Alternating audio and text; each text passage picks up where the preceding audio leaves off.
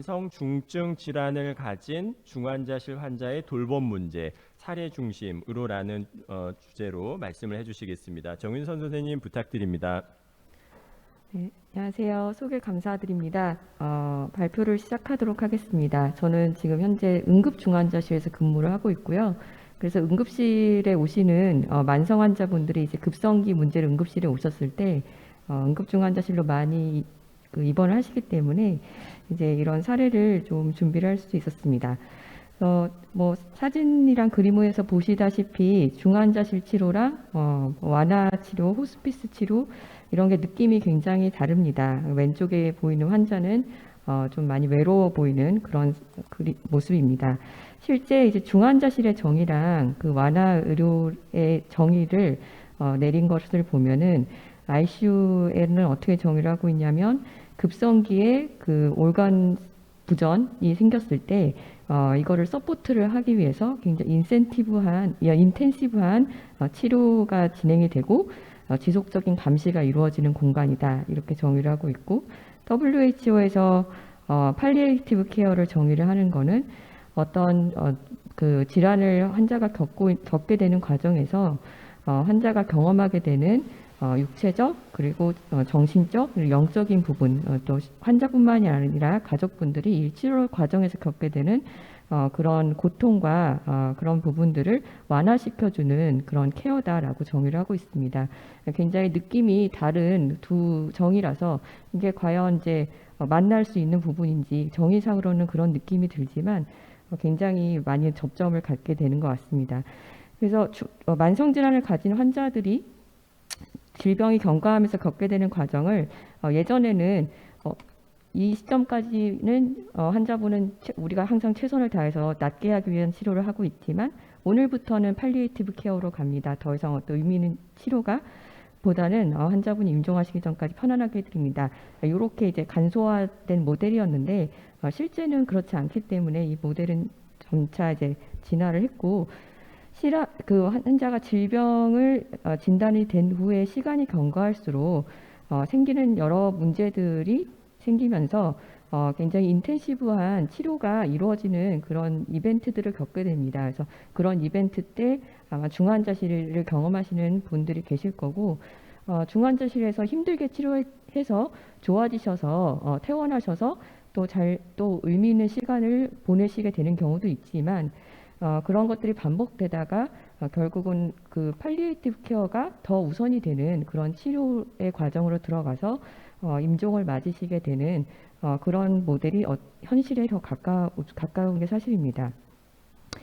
그래서 중환자실에서 열심히 환자를 치료를 해서 환자분이 좋아지시는 그런 보람 있는 경험들도 있지만 그렇지 못한 경우들이 또 있어서 중환자실에서 엔드 오브 라이프 디시전을 내려야지 되는 경우들이 생기게 되는데 그럴 때 그 결정을 내리기 위해서 윤리적으로 4가지 원칙을 적용하라고 하고 있습니다. 환자의 자율성을 존중해주고 선행을 하고 환자한테 해악을 끼치지 말고 그리고 사회 정의에 부합해서 결정을 내려라 이렇게 얘기를 하고 있습니다. 근데 실제 중환자실에서 이 환자를 이제는 그 적극적인 치료보다는 환자분이 돌아가시기까지 좀 편안하게 해드리는 치료의 그런 디시전을 내리게 될 때 여러 어려운 점이 있는 것은 또 사실입니다.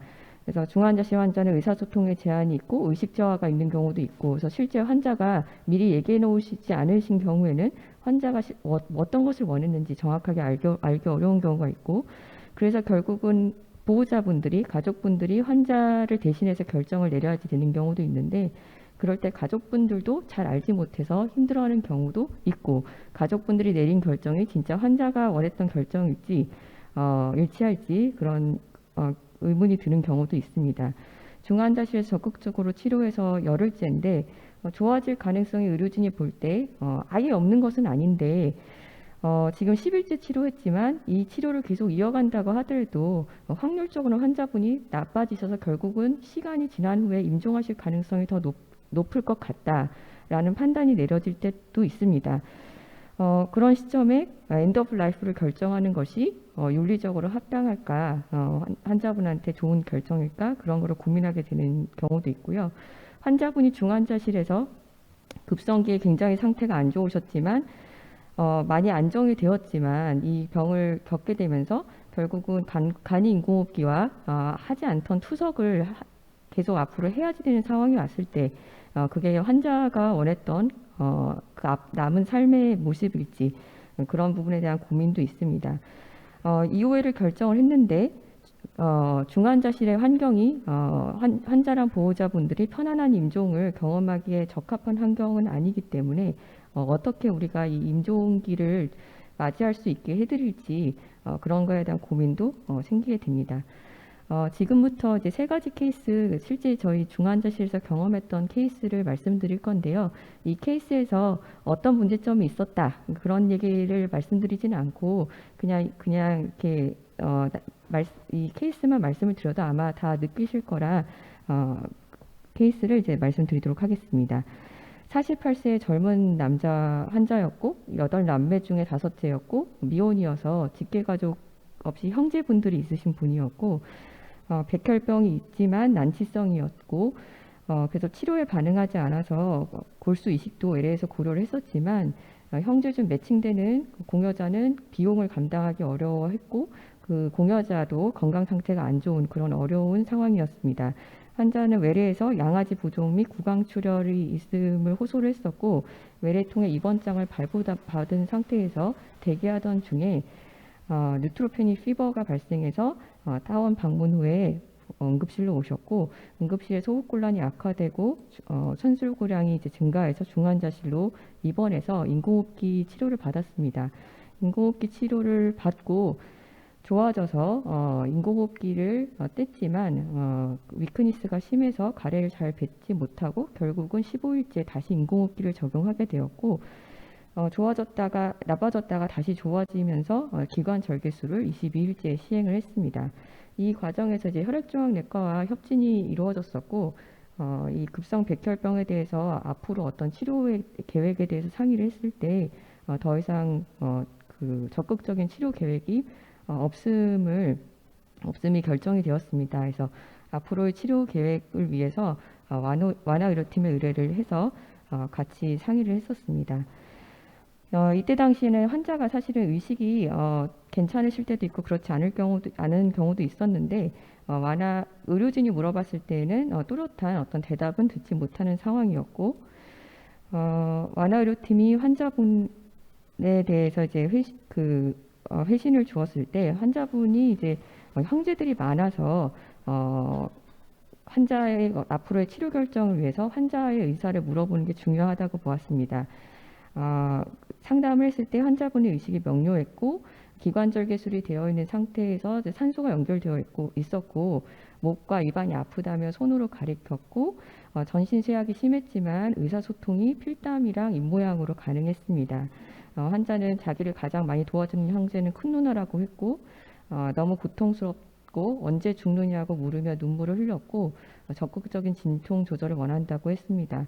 이때 당시 환자분은 연명치료를 원하지 않는다고 표현을 하셨고 혹시 힘들어서 그렇게 표현하는지 확인하기 위해서 환자분이 현재 임종 상황은 아니지만 앞으로 그런 상황이 왔을 때 어떻게 하고 싶으냐 할 때 원하지 않는다로 표현을 했습니다. 그래서 환자분은 연명의료 계획서 1호 작성을 하게 되었고 완화의료팀 상담 때 환자분이 지속적으로 방문해 주길 원해서 중환자실 환자는 자문형 등록을 할 수 없었지만 완화의료팀에서 재방문을 고려한다고 했었습니다. 환자분은 이후 바이헵을 적용하고 보존적인 치료 위해서 이제 의료진은 전원을 계획했었는데 34일째 상태가 악화돼서 임종기로 판단을 했고 보호자분들은 환자분의 결정을 존중해서 인공호흡기와 그 바소프레서를 더 높이지 않기로 하고 임종을 하셨습니다. 좀 마음이 아픈 케이스였습니다. 예. 두 번째 케이스는 이제 의식이 없는 환자의 보호자분들의 대리의사 결정 과정을 보여주는데요. 59세 여환이고 ALS로 10년 가까이 투병해온 분이고 베드리든이고 티캐뉼라로 바이헵이 적용되어 있고 PEG 피딩을 하고 있고 사지를 전혀 못 움직이시지만 그 가족분들하고는 눈 깜빡임이랑 눈썹 움직임으로 불편한 부분들을 소통해 왔다고 합니다. 이 환자는 집에서 남편이 지속적으로 케어해 왔던 분이고, 남편이 보기에 10일 전부터 눈썹 움직임이 증가해서 뭔가 불편한 것 같고 혈당이 높고, 그래서 응급실 내원 당일에 의식이 저하돼서 오셨습니다. 환자분은 AKI 랍도마이올라이시스 믹스 이데마 크라이시스로 중환자실에서 치료를 했고, 중환자실 입실 초기에 보호자분께서는 적극적인 치료를 원하시는 상황이었습니다. 환자분은 치료를 하면서 상태가 안정이 돼서 바소프레스 요구량이 감소했지만 이뇨제에도 소변량은 늘지를 않아서 결국은 투석을 중간중간에 해야지 되는 상황에 놓이게 되었습니다. 이제 안정이 돼서 투석만 유지하면 되는 정도로 회복이 된 상황이어서 7일째 보호자분과 면담을 했고, 환자분이 이제 그 의식 상태는 크게 호전은 없지만 더 이상 중환자실에 계실 필요는 없을 정도로 안정이 됐기 때문에 보존적인 치료를 유지하면서 투석할 수 있는 요양병원으로 전원하는 것을 권유를 드렸습니다. 근데 이때 이 남편분께서 이제 저희가 예상하지 못했던 그런 결정을 하셨는데, 그 전까지는 적극적인 치료를 원하셨고 또 환자분의 치료의 경과에 굉장히 관심이 많으셨던 분이셨는데, 결국은 투석을 유지해야지 되고 요양병원을 가셔야지 된다는 이야기에 이제 이거는 연명치로 여겨진다 라면서 아예 그냥 투석 없이 집으로 퇴원을 원하신다고 알려오셨습니다. 그래서 저희는 이 ALS의 이제 말기 임종기 판단과 향후 치료 방향 결정을 도움을 받고자 완화의료팀에 의뢰를 했고, 신경과 지정희 교수님께서는 환자분 ALS 엔드 스테이지로 평가를 하셨고, 그렇지만 이제 치료 중단 후 귀가를 하시는 걸 계획한다면 법무팀의 자문을 받아보시는 걸 권유를 해주셨습니다. 완화의료팀에서 보호자분을 상담을 하고 내려주신 알려주신 회신인데, 가족 면담을 했을 때 환자분이 눈썹으로 그런 눈썹이나 그런 걸로 표현하기 전에 어느 정도 본인의 의사를 표현했을 때 이런 질병의 경과를 이해를 하고 있었고, 사실은 환자분은 기관절개 시술이나 튜브 의존도 원하지 않았었던 표현을 가족분들에게 했었던 것으로 가족들이 알고 있고, 따라서 지금의 이런 앞으로의 투석 치료도 환자분이 의식이 있다고 한다면 원하지 않았을 거다라고 가족들은 생각을 했습니다. 그래서 가족분들은 이 환자의 적절한 대리 의사 결정자로 보았었던 거고, 가족분들은 이 투석 치료를 집에 있지 못한 상태에서 요양병원에서 환자분이 가족과 떨어져서 투석을 받으면서 지내는 거는 환자가 원했던 생애 말기의 돌봄이 아니다라고 보았고, 집에서 임종하는 게 환자분에게 최선이다라고 생각을 한다고 했습니다. 완화팀에서는 이 가족의 뜻을 존중하는 것이 디시전 메이킹을 하는 데 있어서 중요하다고 강조를 했었고, 근데 집에서 이제 편안한 임종을 맞을 수 있도록 어떤 것들이 필요할지 재택 의료팀 등과 논의를 해볼 것을 알려주셨고, 이 환자를 10년 동안 집에서 돌본 남편분이 환자의 사별 과정에서 사실은 정신적으로 굉장히 힘들 것으로 예상을 했기 때문에 이후에 사별 지원 서비스 연계도 안내를 하셨습니다. 근데 이제 이 환자를 집으로 모시는 과정에서 사실 이 남편분이 환자분만 모시면서 두 분만 집에서 지내셨던 분이라 분가에 있는 아드님들이 이 임종기를 그 남편분이 환자분을 홀로 지키는 것이 정신적으로 매우 힘들 것으로 예상했고, 가족 간 상의를 통해 결국은 요양병원으로 전원하는 것을 최종 결정을 내렸고, 환자분은 17일째에 요양병원을 전원을 했습니다. 이후에 신경과 지정희 교수님 외래 방문 기록이 한 번 더 있고, 보호자분께서 지금 요양병원에서 치료 중인데 조만간 투석도 중단할 예정이라고 그렇게 알려주셨습니다. 마지막 케이스입니다. 69세 여아이고 3년 전 췌장암을 진단받았고, 이분은 완치 목적의 수술까지 받으신 분이고, 팔로우업을 하면서 아직 재발했다는 그런 얘기를 듣지 못하신 분입니다. 근데 2020년 11월에 흑색변으로 응급병동으로 입원해서 위내시경을 2차례나 시행을 했지만 출혈 병소를 확인하지 못했고 당시 찍은 CT에서 수술 인근 부위에 정맥류가 부풀어 올라 있어서 이쪽에서 출혈이 있을 가능성이 있다고 보아서 그때 당시에 이제 영상의학과에 이쪽으로 인터벤션 하는 것을 상의했었지만 메인 포탈베인에 스럼보시스가 있어서 접근이 어렵다라고 답변을 듣고 이후 출혈량이 감소하는 추세여서 병실이 여의치 않아 전원을 가셨었습니다. 네, 전원간 병원에서 이틀째에 점심경 토요를 하며 의식이 처져서 기도삽관 후에 다시 응급실로 오시게 되었고 중환자실로 입원했습니다. 다시 위내시경을 2차례 시행을 했을 때 위안에 피가 났었던 올라온 흔적은 있었지만 역시 출혈 병소를 확인하지 못했고 역시 그 수술 부위 인근에 정맥류에서 출혈이 있을 가능성이 높다고 생각해서 영상의학과 소화기내과 외과까지 협진했지만 모든 치료가 불가능하다라고 결론이 났었습니다.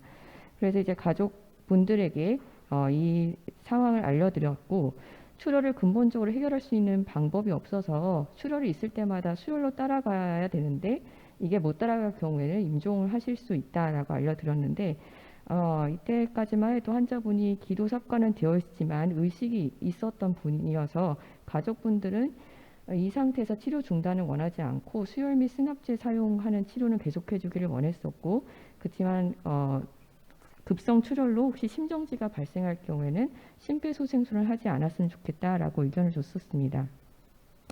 환자는 중환자실 입원 중 의식이 호전돼서 인공호흡기를 발견했지만 혈변은 소량씩 매일 보고 계셔서 금식과 정맥 영양 공급하고 필요할 때마다 수혈을 유지하면서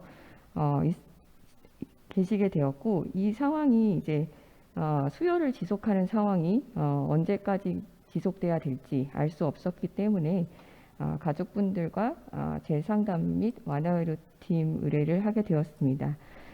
그 완화의료팀에서 가족분들이랑 상담을 했을 때 가족분들이 환자를 볼 때 환자가 중환자실에서 불안해하고 힘들어하는 것 같다고 표현을 했고 이렇게 수혈을 하면서 계속 지내는 게 이 힘든 상황의 연장이라고 한다면 이제 중단하고자 하는 마음이 크다라고 가족분들은 전체적으로 동의를 했습니다.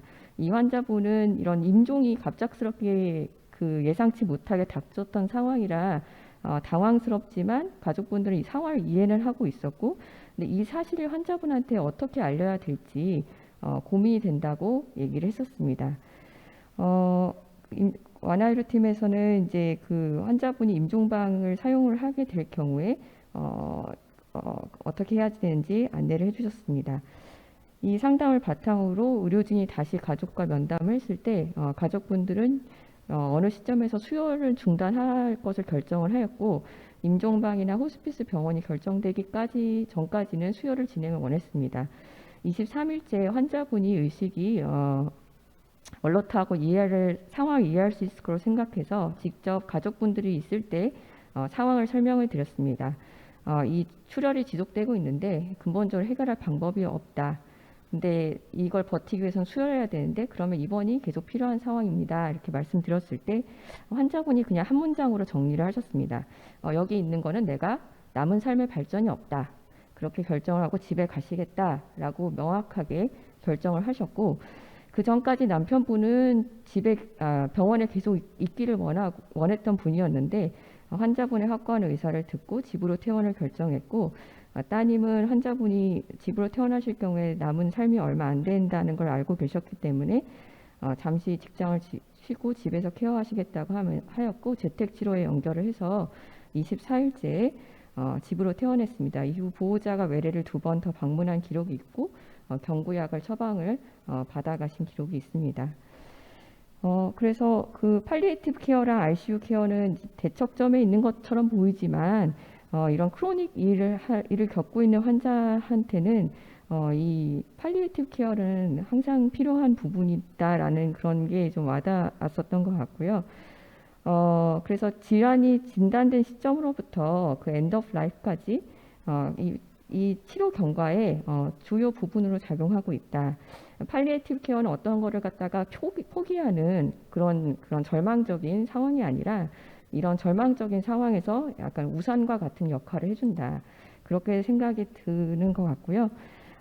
그전에는 저는 이제 중환자실에 있으니까 여기에 환자분들이 중환자실에 오는구나. 이게 이제 눈에 많이 들어왔었는데 이 팔리에이티브 케어가 처음부터 그림자처럼 계속 있더라고요. 그래서 이게 이제 계속 있고 결국 환자분이 돌아가시고 나서의 가족분들의 마음에도 굉장히 중요한 부분을 차지한다. 그런 생각을 하게 되었습니다.